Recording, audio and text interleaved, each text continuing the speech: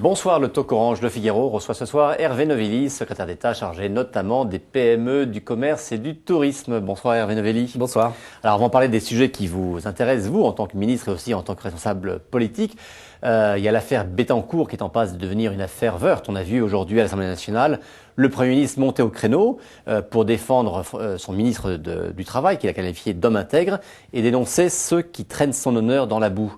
Est-ce que vous pensez que cette intervention clôt le débat ou qu'on est parti pour une polémique durable ? Je n'en sais rien parce que je trouve l'attitude de l'opposition, et spécialement d'un certain nombre de responsables socialistes, assez indigne. Je vous le dis comme je le pense.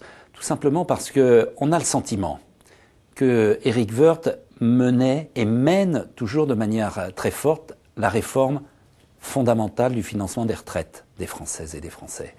Et on a le sentiment qu'ils n'avaient plus rien à dire, qu'ils avaient dit que pour résoudre ce problème, il fallait augmenter les impôts, bon, dont acte.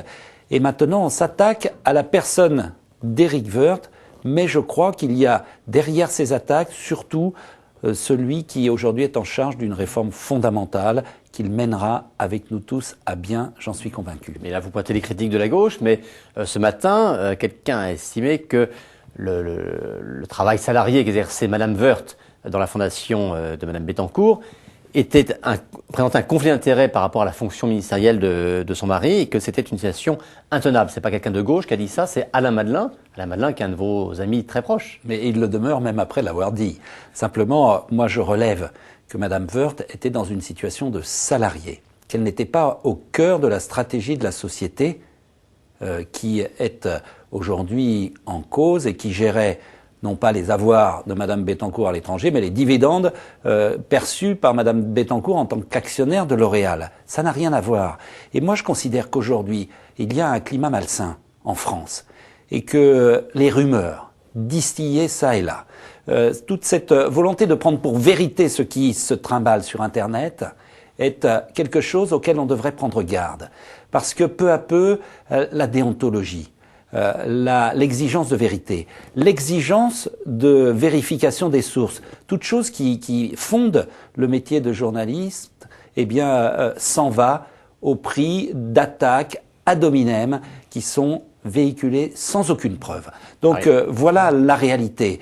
Et moi, je veux dire ici très fortement que le débat public est aujourd'hui rabaissé dans notre pays. Il l'est lorsqu'on n'a plus comme argument à opposer au pouvoir public, au gouvernement, au président de la République que les rumeurs collectées sur Internet. C'est très grave pour la démocratie. Et ça, c'est au moins aussi grave que tel ou tel aspect. Et donc, il y a les questions réelles que vous soulevez qui se posent par rapport au métier de journalisme, mais il y a aussi les questions qui se posent par rapport à l'exercice des fonctions politiques.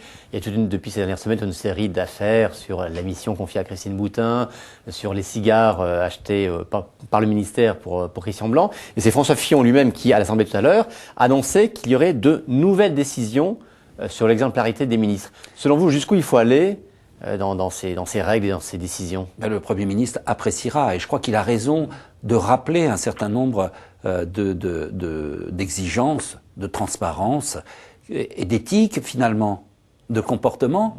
Les ministres, parce qu'ils ont des responsabilités éminentes, doivent être exemplaires.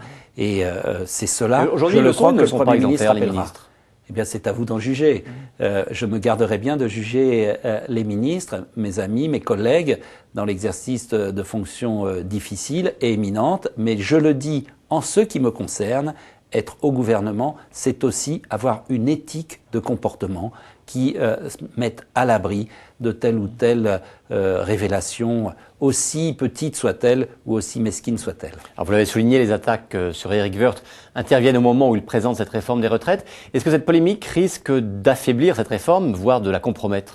En tout cas, c'était le but. C'était le but inavoué d'un certain nombre d'opposants au gouvernement et au président de la République. Et je suis convaincu que la vigueur de la réaction, que l'évidence des actions transparentes menées par Éric Woerth lui permettront d'aller au terme de sa mission qui est aujourd'hui d'assurer pour demain la retraite des Françaises et des Français, et c'est cela le plus important. Et cette réforme, est-ce qu'elle vous convient? Parce que vous représentez au sein du gouvernement et au sein de l'UMP la sensibilité qu'on qualifie de libérale. Et depuis longtemps, les libéraux ont parlé pour les retraites de faire ce qu'on appelle de la capitalisation. Or là, c'est un aspect qui a été totalement écarté du plan du gouvernement. Vous le regrettez? D'abord, cet aspect n'est pas écarté. Dans le programme, le projet qu'a délivré Éric Woerth, le 17 avril, je crois, il y a des mécanismes d'épargne retraite qui sont prévus et qui existent aujourd'hui. L'épargne retraite, c'est un complément à la nécessaire retraite par répartition qui est la base de notre système de financement des retraites. Mais à côté, on ne peut pas écarter ce financement individuel, cette capacité que chacune et chacun doit avoir de pouvoir, par son choix, financer une partie de sa retraite à titre personnel. Ça existe partout. Mais c'est quand même pas ce qui a encouragé fortement cette réforme. On met l'accent sur la cotisation. C'est la raison pour laquelle j'ai souhaité, avec mon ami Gérard Longuet, publier une tribune dans Le Monde qui était intitulée « N'oublions pas l'épargne retraite ».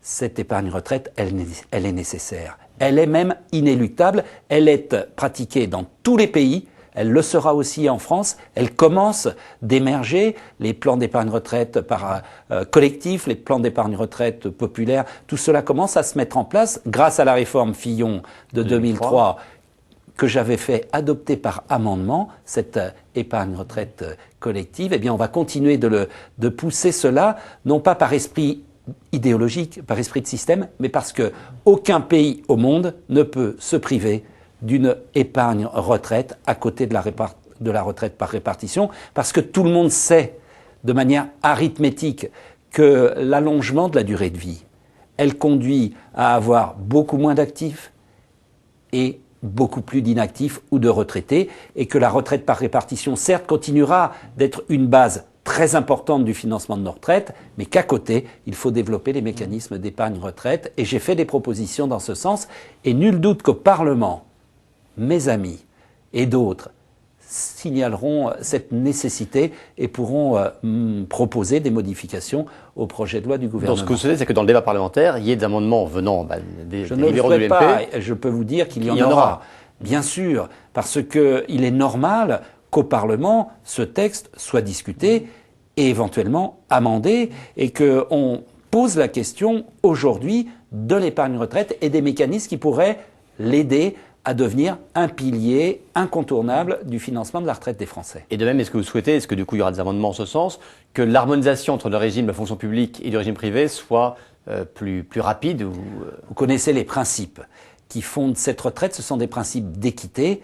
On peut discuter sur le fait que ce projet soit équitable de manière exhaustive. Il y a notamment le problème de la base sur laquelle est calculée cette retraite, les 6 derniers mois pour les fonctionnaires, les 25 ans pour les salariés du privé. Cette question, elle est ouverte depuis des années. Elle n'a pas pu être intégrée et réglée dans ce texte. Sans nul doute, elle sera évoquée et nous verrons bien ce que dira le Parlement. Et dans les années qui viennent, elle continuera d'être évoquée. Mais là, sur ce texte lui-même, vous souhaitez des amendements qui disent « Allez, on va aller un peu plus loin pour les fonctionnaires » ? Non, je suis membre du gouvernement et de ce point de vue, je soutiens la réforme qui est portée par mon collègue et par le gouvernement dans son ensemble.